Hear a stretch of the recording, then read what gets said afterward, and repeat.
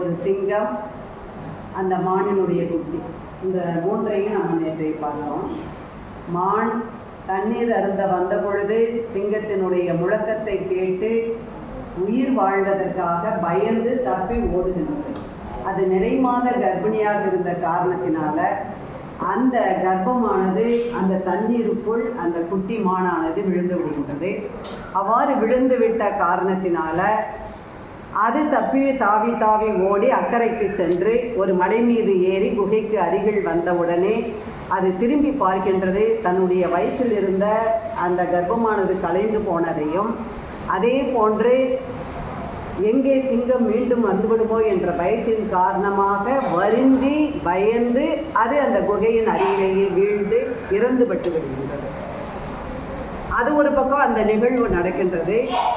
இங்கே இந்த தண்ணீரில் விழுந்த அந்த குட்டி மானானது இவரை அந்த சந்தியாவந்தனம் பண்ணி கொண்டு இருந்த பொழுது அதை நோக்குகின்றார்.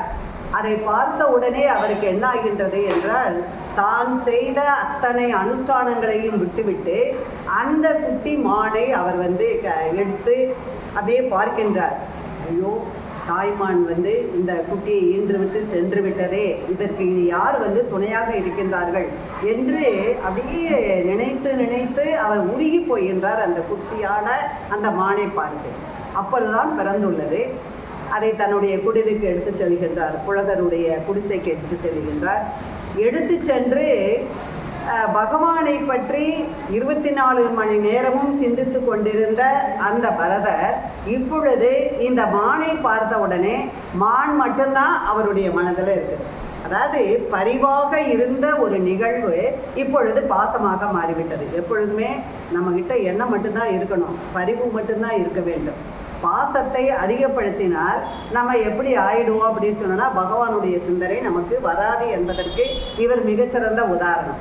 அவரை மான்குட்டியை கொண்டு போகிறாரு. இதற்கு என்னென்ன கொடுக்கணும், இதுக்கு போசாக்காக இருக்கணும்னா என்ன பண்ணணும் அப்படிங்கிறதுக்குரிய அத்தனை சிரத்தைகளும் எடுத்துக்கொண்டே அதற்கு வேண்டியதெல்லாம் செய்து கொண்டே இருக்கின்றார்.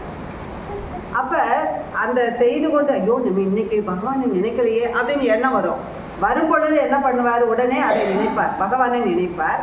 உடனே அந்த மானானது சிறிது கதறுவது போல இவருக்கு ஒரு நினைவு வரும். உடனே மான்குட்டியை பார்த்து விடுவார், அதை தூக்கி மடியில் வைத்து கொண்டு விடுவார். இப்படியே அவருடைய நாட்கள் கழிந்து சென்று கொண்டே இருக்கின்றது. இதை அது கொஞ்சம் குட்டி பெருசாயிருச்சு. அது அங்கங்கு துள்ளி குதித்து ஓடி ஓடி வந்து கொண்டிருக்கின்றது. நாளாக அது என்ன மேய்ச்சலுக்கு செல்கின்றது. அப்போ இவருக்கு என்னன்னா, மேய்ச்சலுக்கு போயிருக்குது, எங்கே நரியினால் பாதிப்பு வருமோ, ஓநாயினால் பாதிப்பு விடுமோ, காட்டு விலங்குகள் எங்கே நம்முடைய மான்குட்டியை தின்று விடுமோ, கொலை செய்து விடுமோ, வதம் செய்து விடுமோ, இப்படியே பதப்பதப்பு இவருக்கு ஏற்படுகின்றது. அப்படியே இவர் என்ன பண்ணுறாருன்னா, அது வர்ற வரைக்கும், அது காலையில் குடலை விட்டு செல்லும், மாலையில் தான் திரும்ப வரும். இப்போ நம்ம மேய்ச்சலுக்கு ஆடு மாடுகளை அனுப்பினால் எப்படி வருகின்றதோ அதுபோல் அந்த மானானது காட்டிற்கு சென்று புல் மேய்ந்து தன் வயிறை நிரப்பிக்கொண்டு தண்ணீர் அருந்தி இரவில் தங்குவதற்கு மட்டும் எங்கு வருகின்றது, மாலை அந்தி சாயும் வேளையில் அந்த குடிலுக்குள்ளே நுழைகின்றது. அப்படி வரக்கூடிய அந்த மான் எப்பொழுது வரும் என்று இவர் வழிமேல் விழி வைத்து காத்து கொண்டிருக்கின்றார். வருமா, வந்து விடுமா, இன்னும் காணமே அப்படின்னு சொல்லிட்டு அவருடைய மனம் பதறிக்கொண்டே இருக்கின்றது. இது நாளாக அதன் மீது இருந்த பற்று மிக அதிகமாகி பகவத் சிந்தனையே இல்லாமல் போய்விட்டது. அவருக்கு எந்த ஒரு பகவானுடைய நினைப்பே வரலை. ஒன்லி அவருக்கு எந்த நினைப்பு மட்டும்தான் இருக்குது, மான்குட்டி நினைப்பு மட்டுமே இருக்கின்றது. அப்படியே நாட்கள் கடந்து வருஷங்கள் கடந்து முதுமையாகிவிட்டார். இறக்கும் தருவாயிலும் அவருக்கு என்ன எண்ணம், நாம் போய்விட்டால் இந்த மானை யார் பார்த்து கொள்வார்கள் என்ற எண்ணம் மட்டுமே இருந்து அந்த எண்ணத்திலேயே அவர் உயிர் விட்ட காரணத்தினால் இப்போ இவருக்கு துணையாக யாருமே இல்லை. இந்த மான்குட்டி தன்னுடைய 2 கால்களை இப்படி வச்சுக்கிட்டு இப்படியே பார்த்துட்டே இருக்கலாம். ஐயோ, நமக்காக ஒருத்தர் இருந்தார், அவர் இறந்து போயிட்டாரே அப்படின்னு சொல்லிட்டு அந்த மான் வருத்தப்பட்டு கொண்டே அந்த பரதரை பார்த்து கொண்டே அது இருக்க இவருடைய ஆவியானது பிரிந்து விட்டது. பிரிந்த உடனே என்ன ஆகுதுன்னு சொன்னா, இவர் பகவத் நிந்தனை செய்து விட்டார். பகவத் சிந்தனையில் இருந்தவர் நிந்தனை செய்த காரணத்தினால் மறுபிறப்பு வருகிறது. ஏன்னா இவருடைய இறக்கும் தருவாயில் இவருக்கு என்ன எண்ணம் இருக்கின்றது என்றால் மான் மட்டும்தான் எண்ணம். வேறு எண்ணமே இல்லை. நமக்கும் அப்படிதான். நம்முடைய இறுதி காலத்தில் பகவானை நினைக்காமல் நம்முடைய எண்ணங்கள் ஏதாவது ஒரு பொருள் மீது ஆசை அதிகம் கொண்டால் அந்த ஆசை தான் நமக்கு அதிகமாகுமே தவிர பகவத் சிந்தனை ஏற்படாது. அப்போ ஒரு பிறப்பு நமக்கு ஏற்படும். அந்த பிறப்பில் நம்ம எதன் மீது அதிகமாக பற்று கொண்டோமோ அதுவாக நம்ம பிறந்து விடுகின்றோம். அத்தகைய ஒரு நிலை இவர் அடுத்த பிறப்பில் மானாக பிறக்கின்றார். மான் உருவார். அடுத்த பிறப்பும் மான். ஆனால் கீதையில் பகவான் என்ன சொல்கிறாருன்னா, இந்த பிறப்பில் எவன் ஒருவன் என்னை நினைந்து பக்தி யோகத்தில் ஈடுபட்டு என்னையே தியானம் செய்து தவிர்க்க முடியாத பட்சத்தில் என்னை மறந்து விட்டாலும் கூட அடுத்து ஒரு சான்ஸ் நான் தருவேன். அடுத்த பிறப்பில் அவனுக்கு அந்த கண்டினியூ பண்ணுறதுக்கு, அதாவது தொடர்ந்து அவன் விட்டதை தொடர்வதற்கு நான் அனுமதி கொடுப்பேன், அவனுக்கு தண்டனை கொடுக்க மாட்டேன் என்று பகவத்கீதையில் பகவான் சொல்லுகின்றார். அதுபோல் இவர் அடுத்த பிறவி வர்றாரு, மானாக பிறக்கின்றார். இந்த மான் குட்டியானது பிறந்து சில நாட்களுக்குள்ள அதனுடைய முற்பிறவி ஞாபகம் வந்துவிடுகின்றது.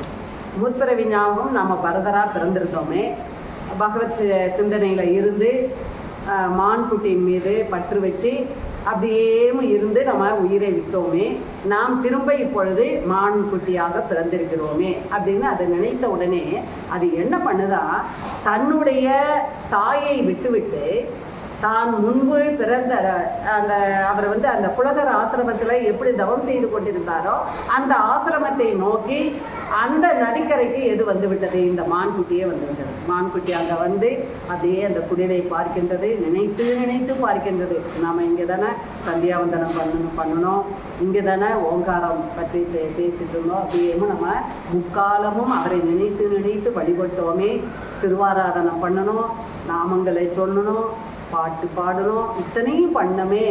ஆனால் ஒரு மானின் மீது வைத்த பற்றின் காரணமாக நம்ம பகவானை நினைக்காம போயிட்டோமே, இப்பொழுது மான்குட்டியாக பிறந்து விட்டோமே என்று நினைத்து மான்குட்டி அழுகின்றது. வருந்தி வருந்தி நம்ம இப்படி பண்ணிட்டோமே அப்படின்னு. அப்போ அந்த மான்குட்டிக்கு போன பிறப்பு நமக்கு அந்த மாதிரி நினைப்பு வருதா, நம்ம இந்த பிறப்பில் நம்ம மனித ஜென்மம் எடுத்துருக்குறோம், உடனே நம்ம என்ன நினைக்கிறோம், நமக்கு அத்தனையுமே இருக்குது, நம்மளை போல யாருமே இல்லை அப்படிங்கிற ஒரு அகங்காரம் நம்மகிட்ட அதிகமாக இருக்குது. அது இருக்கக்கூடாது என்பதற்கு நமக்கு முற்பிறவி ஞாபகம் வரணும்னா அந்த அளவுக்கு நமக்கு ஞாபகம் வரப்போகிறது கிடையாது. மானிடனுக்கு அது கிடையாது. காரணம் என்னென்னா, நம்ம ரெண்டு விதமாக பகவானை அடையலாமா. ஒன்று, பகவானையே நினைத்து பக்தி செய்து பக்தியின் மூலமாக அவனை அடையலாம். அதைத்தான் யார் செய்தார், இந்த பரதர்.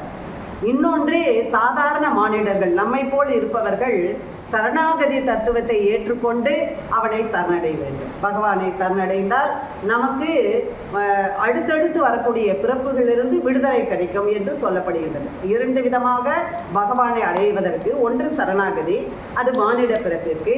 இந்த மாதிரி உயர்ந்த தவாசியலர்களுக்கு என்னதுன்னா பக்தி யோகத்தின் மூலமாக.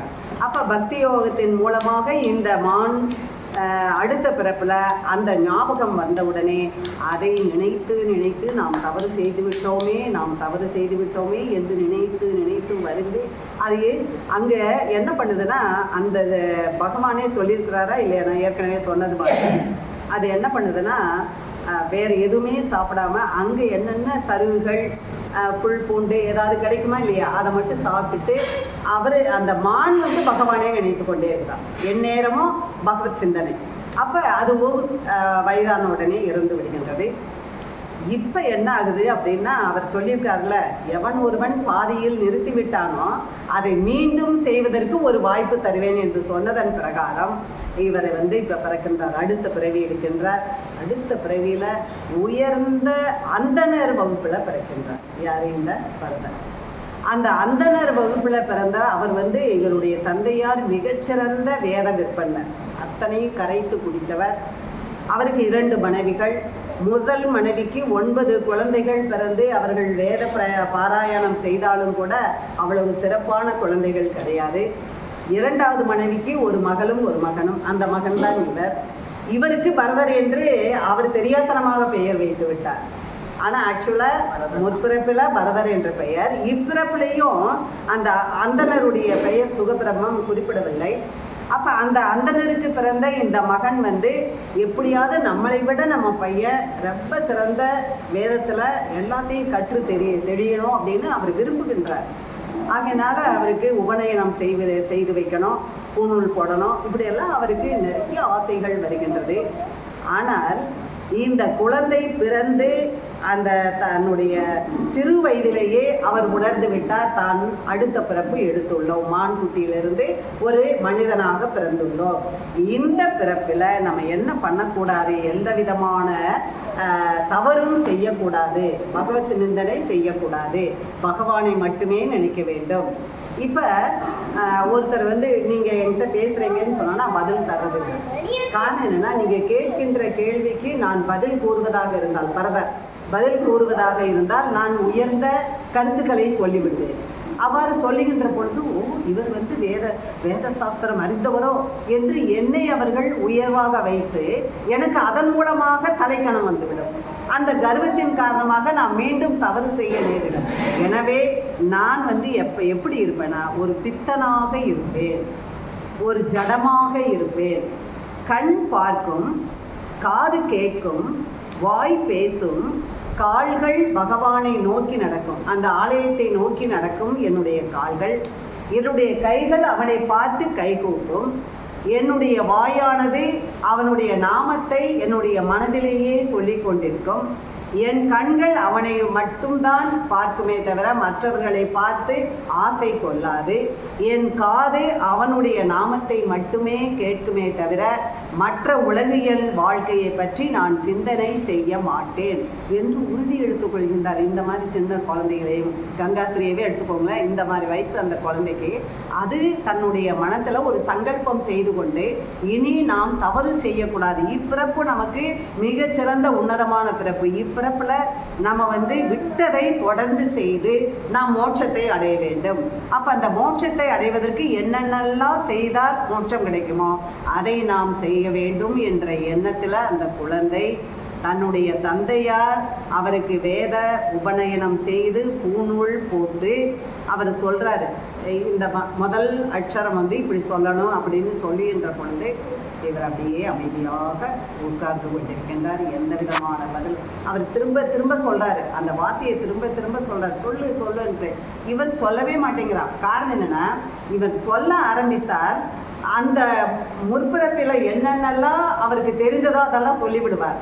அப்போ அவங்க தந்தையார் என்ன நினைப்பார், நம்முடைய பையன் இவ்வளவு உயர்ந்த வேத சாஸ்திரத்தில் கற்று தேர்ந்தவனா அப்படின்னு நினைத்து கொள்வாரே என்று, தந்தையை விட நாம் மிஞ்சி விடுவோனோ அப்படின்னு அவர் நினைத்து விடுவாரோ என்ற அச்சத்தின் காரணமாக அந்த கர்வம் கொள்ளாமல் இருப்பதற்காக அமைதியாக இருக்கின்றான். இதனுடைய தொடர்ச்சியை நாளைய தினம் நம்ம பார்க்கலாம். கோவிந்த நாம சங்கீர்த்தனம்.